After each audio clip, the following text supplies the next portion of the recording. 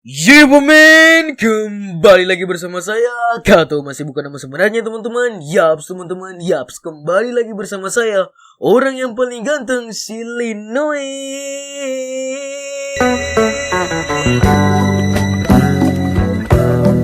Oke teman-teman, kembali lagi bersama saya di konten NHGS, dimana di sini gue akan ngomongin hal yang gue suka, mulai dari anime, film, manga, dan semuanya teman-teman. Bahkan kalau gue mau curhat, boleh-boleh aja teman-teman di konten yang satu ini. Nah, pada kesempatan yang sangat berbagi ini teman-teman, kembali lagi gue akan berbincang-bincang kembali tentang satu hal yang gue suka, yaitu adalah anime. Nah, anime yang akan gue bahas ini adalah anime yang sebenarnya membosankan karena gue udah nonton beberapa kali pak, tapi ngangenin pak. Ini anime kayak ada jampi-jampinya pak, ada peletnya gitu loh. Meskipun kita udah bosan, tapi masih dipanggil-panggil saya untuk menontonnya kembali. Ini anime pak. Anime ini berjudul GJ-Bu, atau bisa dibilang judul bahasa Inggrisnya adalah GJ Club. Nah, kalau nggak salah itu artinya GJ atau kepanjangan itu G dan J itu adalah Good Job ya, kalau nggak salah nih. Maaf nih kalau salah nih. Good Job Club. Jadi ceritanya adalah Good Job Bu dan Good Job Club. Nah, anime ini memiliki jumlah episode 12 episode, dan anime ini diadaptasi dari light novel yang awalnya gue kira ini dari manga. Kalau dari manga gue masih, otak gue masih bisa masih bisa gitu loh. Tapi ini dari light novel pak. Itu orang yang baca manga ini, light novelnya ini, yang baca light novel dari anime ini pasti orang yang kuat membaca pak, karena ini anime ya begitulah. Anime ini memiliki genre komedi, school, dan science of life. Siapa di sini yang suka banget sama anime-anime bertema-temakan science of life? Angkat tangannya, komen di bawah teman-teman. Nah, dan terakhir di sini dan terus ya, dan terakhir di sini adalah rating yang kuberikan pada anime ini adalah rating pribadi 7,5 dari 10. Itu adalah rating yang kuberikan pada anime ini. Dan kalau kita lihat di My Animalist itu ratingnya 7,3 dari 10. Oke, langsung aja saya mulai. Anime GJ-Bu ini adalah anime yang membosankan, tapi perlu kalian tahu, perlu teman-teman garis bawahi di sini bahwa saya telah menonton anime ini berulang-ulang kali. Seperti tadi gue bilang, gue udah nonton anime ini dari episode 1 sampai episode 12 maksud saya, udah beberapa kali pak, 3-4 kali lah kalau seingat gue. Tapi ya udah beberapa kali lah intinya ini. Meskipun demikian, meskipun saya telah menonton anime ini berulang-ulang kali dan jatuhnya anime ini membosankan, tapi entah mengapa anime ini bisa memanggil saya untuk menontonnya lagi teman-teman. Saya melakukan rewatch anime ini beberapa kali dan itu wow, membosankan. Tapi ya tidak ada ruginya pak, ya kan. Ini anime bagus ini pak, karena bisa dibilang anime ini enak banget untuk dilakuin rewatch, ya kan. Anime ini cocok banget untuk rewatch pak, karena bisa dibilang ya, ada itu beberapa anime yang nggak cocok kalau kita lakuin rewatch. Ada beberapa judul anime dan beberapa jenis anime seperti itu menurut gua, karena mungkin ceritanya berat dan temanya terlalu vulgar mungkin. Tapi untuk anime yang satu ini, GJ-Bu ini, ceritanya ringan dan gua suka sekali dengan tema science of life. Ini anime benar-benar science of life banget pak, dan terkesan anime ini ceritanya tidak ada. Cerita anime ini tidak ada. Gue kasih tahu dulu nih sebelum kita masuk ke poin-poin 3 poin krusial ya. Cerita anime ini tidak ada, ya kan. Jadi no point sebenarnya anime ini. Anime ini benar-benar akan memperhatikan kepada kita apa yang itu namanya science of life. Dimana science of life itu ya sebenarnya no point sih kehidupan hari-hari kita yang, dan ya kita bisa lakuin apa semua hal di anime ini pak. Apa sih kalian paham maksud saya? Intinya anime ini benar-benar science of life banget gitu loh ya. Paham ya? Ya paham? Jadi kita mulai nih. Jadi kita masuk di sini ke hal yang gua highlight pada anime ini. Ada beberapa hal yang gua highlight pada anime, ada 3 sebenarnya, dan di sini apakah terdengar positif ataukah terdengar negatif ini tergantung dari kalian. Yang pertama, lingkup ruang yang kecil, atau bisa dibilang di sini adalah lingkup yang kecil. Maksud saya dari lingkup yang kecil ini ialah bahwa anime ini 90% akan fokus di ruang klub, dimana latar tempat pada anime ini benar-benar 90% cuma di klub doang pak. Ya, itu ini anime Gejebu ini 90% di klub doang, dan mereka ini berkumpul pada klub yang terkesan no point, Pak. Ini kegiatan klub di Gejebu ini tidak ada gunanya, Pak. No point. Benar-benar tidak ada faedahnya ini kalau kita kumpul-kumpul di sini, Pak. Dimana klub ini adalah bukan klub olahraga, bukan klub sastra ataupun klub-klub apa, Pak. Ini cuma klub yang sebenarnya tempat nongkrong, dimana dikala lu capek istirahat, pergi ke sini makan bentonya mungkin ya, atau mungkin di sini pulang sekolah kita senang-senang di klub ini ya, itu yang terjadi di anime ini, dimana kegiatannya itu benar-benar ya bisa kita lakukan di dunia nyata, dan terkesan ya lu dan gua bisa ngelakuin kapan aja, minum teh, ngerjain temen, berbincang-bincang sama temen, dan ya sebaliknya mungkin anime ini benar-benar tipe kalau anime Slice of Life. Gue udah tadi bilang, dan ini anime ya itu, Pak, benar-benar tipe kalau Slice of Life yang membuat saya menonton anime ini membosankan, tapi memanggil saya untuk menonton anime ini lagi. Aneh kan? Aneh memang. Karena kalian mungkin bukan pecinta Slice of Life. Bagi kamu para pecinta anime-anime lain ya kan, anime-anime action, mungkin tidak akan pernah tahu perasaan saya, dimana anime itu membosankan, tapi memanggil lagi untuk ditonton itu Gejebu, Pak. Gua kenal ini anime kalau nggak salah 2018 deh, kalau nggak salah deh. Gua kenal anime ini 2018 2017, dan tetap aja gua masih bisa nonton anime ini. Ya kan, tiap tahun kayaknya gue rewatch ini anime, Pak. Ini udah lama tuh, udah berapa tahun tuh, gue gak hitung tuh tadi, udah 2000 berapa tadi tuh. Intinya gue nonton anime ini kayaknya tiap tahun gue nontonin, gue tamatin ini anime kayaknya tiap tahun. Nah, jadi ya seperti itu sih, anime ini akan membuat lu benar-benar merasakan apa yang namanya Slice of Life, meskipun lingkup ruangnya kecil, Pak. Ini kekurangan dari anime ini adalah lingkup ruangnya kecil, Pak. Ya kan, dimana latarnya itu cuma klubnya doang, dan itu ya terkesan sangat membosankan sih. Tapi beberapa scene, beberapa adegan harus di luar ruangan, dan itu ketika di luar ruangan wah lumayan bagus ya animenya. Tiba-tiba wah cerah ini anime, Pak, nih tidak monoton lagi, Pak. Ini anime monoton sebenarnya ya, karena di ruang klub doang, tapi ketika di luar ruangan ya tidak menonton lagi. Kalian paham nggak sih maksud saya? Semoga kalian paham ya, karena ini saya baru bangun tidur dan ya seperti itu sih. Dan di sini ada gue catat lagi di sini.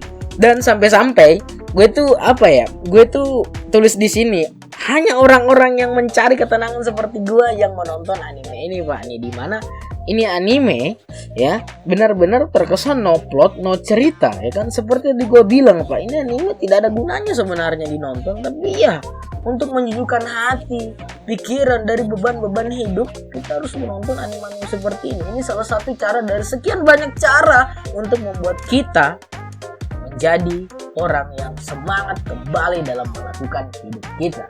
Nonton anime Slice of Life. Saya Duta Slice of Life, Kato Sidroid akan membuat Anda menonton anime Slice of Life, membuat pikiran Anda lebih cerah dan lebih nyantai lagi.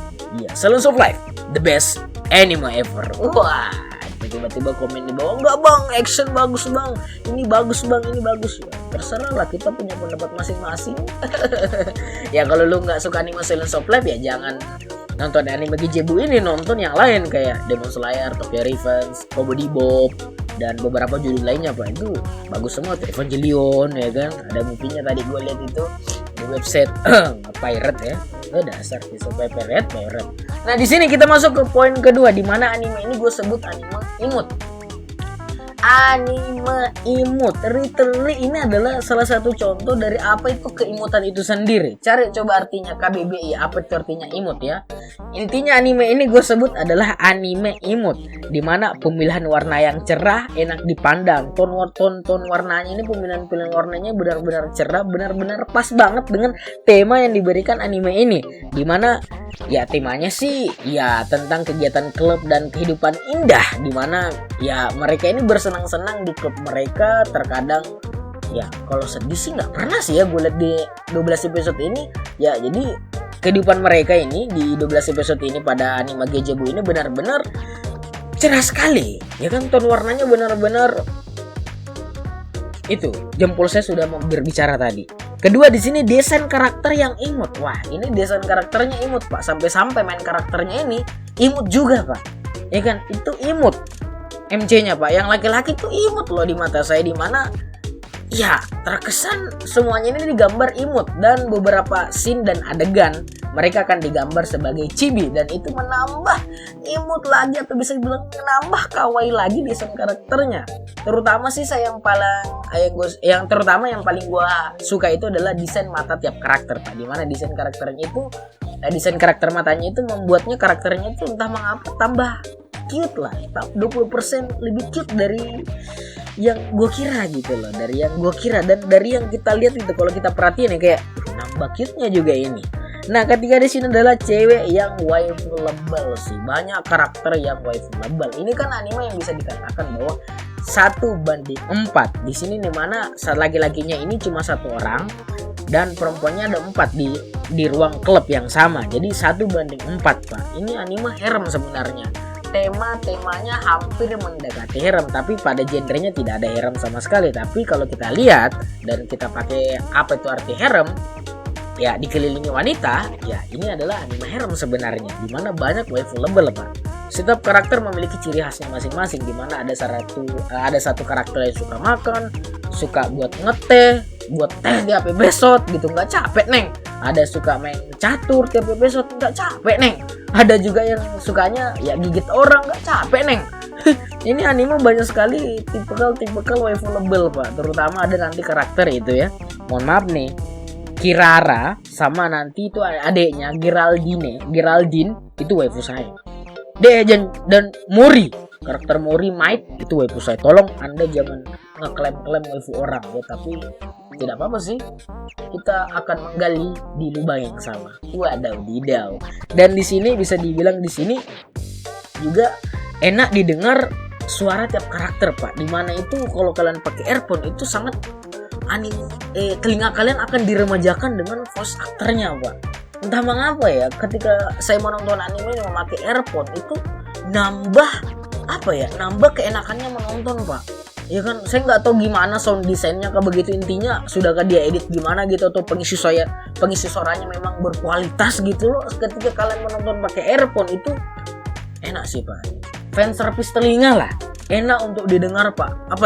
Bahasa suaranya itu loh.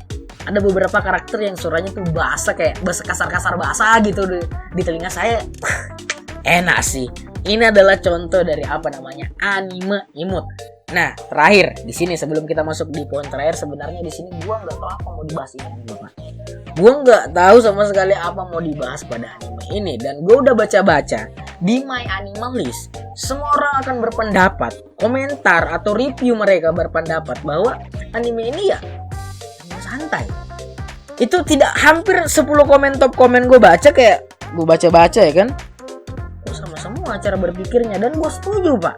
Jadi di poin ketiga ini gue hanya fokus kepada karakter. Jadi di sini ada karakter yang nanti muncul itu adik dari yang gue tadi bilang, itu adik dari Kirara, dari karakter-karakter yang kalau kita lihat itu Kirara ini termasuk juga karakter main karakter atau main heroin juga termasuk ya.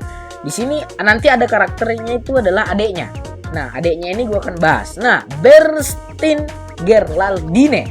Kalau nggak salah itu ya tulisannya ya. Ada nantilah gambarnya atau tulisan yang benarnya. Di sini karakter ini disuarakan oleh Aoi Wakana. Diisi suarakan oleh Aoi Wakana.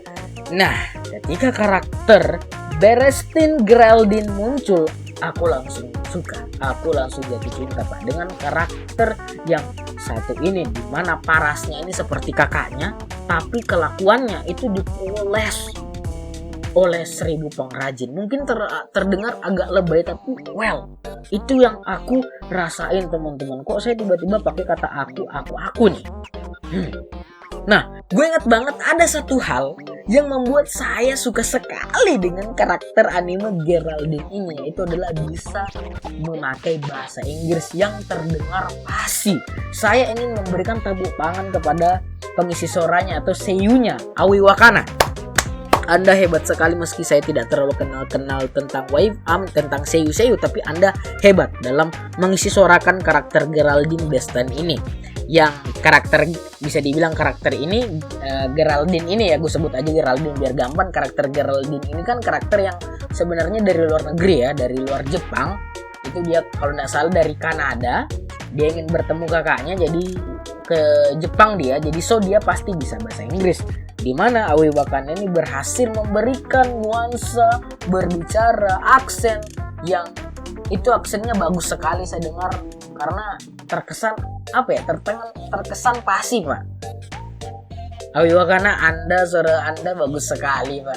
Ini saya fokus sekali sama Geraldine ini sebenarnya pada pembahasan ini, dan ya itu yang membuat saya suka dengan anime ini, karena itu doang, simple, cuma bisa bahasa Inggris Pak. Bahasa Inggrisnya ini kalau kita dengar itu bukan bahasa Inggris yang kita biasa dengar, yang dipakai oleh beberapa anime, karena ada namanya itu kalau nggak salah ada istilah, atau gue cuma buat istilah Japan English, dimana ada karakter Jepang, orang Jepang yang bahasa Inggris tapi aksennya masih aksen negaranya sendiri. Jadi itu kalau nggak salah disebut, atau gue doang yang nyebut bahwa itu adalah orang yang memakai bahasa atau logat Japan English, di mana mereka memakai logat Jepang dalam berbahasa Inggris. Itu sama saja kalau kita bilang orang Indonesia pakai bahasa Inggris tapi masih pakai logat-logat Indonesia. Paham nggak maksudnya ini? Semoga kalian paham ya maksud saya. Jadi ya intinya di sini karakter yang bernama Geraldine Besten ini saya suka sekali. The top 30 waifu saya Pak. Masuk ke kategori the top 30 list waifu saya. Dan pertama kali ketika saya mendengarkan karakter ini berbicara, saya tuh langsung berpikir kayak begini Pak. Apakah karakter ini sebenarnya diisi suarakan oleh dua orang atau tidak? Itu yang pertama kali saya dengar suaranya nih, atau ketika pertama kali karakter ini muncul, itu yang langsung saya pikirkan teman-teman. Gimana, apakah ini studionya ini sewa orang Inggris kah untuk isi suarakan versi bahasa Inggrisnya atau gimana nih? Siapa tahu tadi asumsi saya benar, tapi kayaknya sih ini karakter Geraldine ini cuma disisuarakan oleh Aoi Wakana saja, di Inggrisnya juga, dan bahasa Inggrisnya dan bahasa Jepangnya doang, yang versi Jepangnya ya, ingat ya, versi Jepangnya Aoi Wakana ini yang isi suaranya yang versi bahasa Inggris dan versi bahasa Jepangnya. Bukan versi sih, maksudnya ketika karakternya berbicara bahasa Jepang, nah dia berbicara bahasa Jepang. Nah ketika karakternya berbicara bahasa Inggris, Aoi Wakana juga yang mengisuarakannya. Jadi mungkin videonya sampai di sini aja teman-teman. Gua harap kalian suka dengan video ini. Ini sebenarnya tidak berfaedah sama sekali, karena ini nggak tahu apa mau dibahas ini Pak. Poin utama dari video ini cuma ada di awal-awal doang ya. Jadi Anda sampai menonton video ini sampai akhir, sampai poin ketiga, Anda jempol, saya kasih jempol untuk Anda teman-teman. Nah di sini sebelum gua akhiri video ini ada beberapa hal yang gue catat pada anime ini ya. Itu adalah ada beberapa reference Jojo reference pada anime ini, dimana ketika gue nonton anime ini ulang-ulang kan tidur saya nonton nih loh, kok tiba-tiba ada manga Jojo, dan kedua di sini ada beberapa gerakan Jojo banget gitu, pada anime ini. Saya nggak tahu apakah referensinya benar-benar Jojo, tapi kayaknya sih Jojo sih. Dan terakhir di sini, ini hal yang paling gue baru notice, dan benar-benar ini hal yang sangat membagongkan, yaitu adalah ada karakter Might yang bernama Mori. Itu gue udah bisa bedain yang mana karakter Mori sebenarnya, yang mana karakter yang Mama Mori, mamanya si Mori, ya kan? Ini Mama Mori, ini Mori. Gue udah bisa bedain Pak dari size opainya. Jadi videonya hanya sampai di sini teman-teman. Gue hanya mau bilang salam damai dan jangan lupain gue data. Gue udah rekam video ini tadi sih, tapi ya gitulah, jelek jadinya. Jadi ya dadah.